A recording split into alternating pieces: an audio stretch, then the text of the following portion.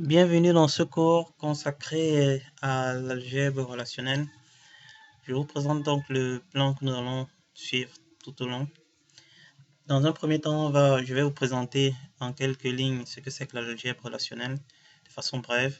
Ensuite, on va parler de quelques opérations relatives à l'algèbre relationnelle, notamment la sélection, la projection, la jointure et l'intersection. L'algèbre relationnelle peut être considérée comme une méthode de manipulation des données dans le modèle relationnel à l'aide d'opérations formelles reposant sur des concepts mathématiques issus de la théorie des ensembles. Comme opération déjà relative à l'algèbre relationnelle, on a la sélection. La sélection extrait de la relation R les tuples ou les lignes qui satisfont les critères de sélection F. Donc, la notation, c'est celle-ci, sigma F R, où F est le critère, R est la relation. Par exemple, concernant la relation star, on a ici, pour chaque star, on a son identifiant, son nom, son prénom et sa fortune. On a donc 3 stars ici enregistrées. Et on veut, par cette relation, on veut connaître, par exemple, toutes les stars qui ont une fortune égale à 500. On va donc mettre ici comme critère de sélection fortune égale 500. On va remplacer R par star et on aura donc la relation résultat Zuckerberg, donc le tuple 2, ou bien la ligne 2 Zuckerberg marque 500 et la ligne 3 Messi Léo 500, vu qu'ils ont des fortunes équivalentes à 500. Et il faut aussi remarquer que le résultat d'une opération est une autre relation. La projection pi grand Pi majuscule extrait d'une relation R certains champs de la relation correspondant aux différents attributs qu'on veut extraire de la relation. Si ici les attributs sont attribut 1 et attribut 2, on va donc avoir une nouvelle relation avec les champs attribut 1 et attribut 2. Ici, comme exemple, on écrit pi nom fortune star.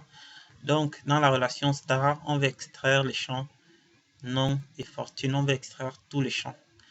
Donc, on va donc dans la relation star, on prend tous les noms et toutes les fortunes et on forme une nouvelle relation. La jointure consiste à regrouper toutes les lignes des deux relations dont un ou plusieurs attributs sont identiques. On a donc par exemple avec la relation, en plus de la relation star que voici, une relation qu'on peut appeler pays, dans laquelle on a l'identifiant du pays et on a son nom. Donc, pour effectuer cette jointure, voilà ce qu'on écrit, Donc, star, le signe, on écrit ID pays égale ID. Donc, ID pays dans star doit être égal à ID dans pays, dans la relation pays. Si j'essaie de revoir ceci, ou bien j'essaie d'appliquer ça directement à la relation, je vais dans star ID pays. Voici star ID pays. 1, 4, 5. Donc 1 par exemple pour Samuel Eto'o, 4 pour Zuckerberg et 5 pour Messi. Maintenant, pays ID.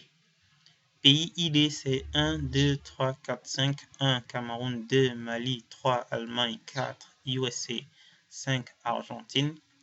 S'il faut donc faire la jointure, c'est comme si je disais, j'ai ID pays ici égale 1. Donc, dans star, je vais chercher s'il y a un pays dont l'id est égal 1 dans pays.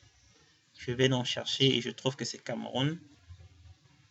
La même chose avec le 4 de Zuckerberg, ça correspond ici à USA. Et le 5 de Léo Messi correspond à Argentine. J'ai donc à la fin le résultat. Lorsque je fais la jointure, j'ai donc une nouvelle colonne pays qui se rajoute pour former une nouvelle relation. Et j'ai donc Cameroun, USA, Argentine qui correspondent au pays de chaque star. En 5, donc, on a l'intersection. L'intersection permet d'obtenir les tuples ou les lignes communes. Bon, les lignes communes, les tuples communs à deux relations. On a donc une nouvelle relation ici, star africaine, dans laquelle on a cité quelques stars africaines. Drogba, Obi Mikel et toujours Samuel Eto'o. Lorsqu'on fait donc l'intersection entre la relation star qu'on avait en haut et la relation star africaine, la ligne qui se répète dans les deux, c'est la ligne Eto'o. C'est pour ça qu'on a donc une nouvelle relation avec la ligne Eto'o. Donc 1 Eto'o Samuel 1000. Nous sommes donc arrivés au terme de ce petit cours sur l'algèbre relationnelle. Vous pouvez continuer à suivre les autres cours sur le lien qui est précisé dans cette vidéo. Merci.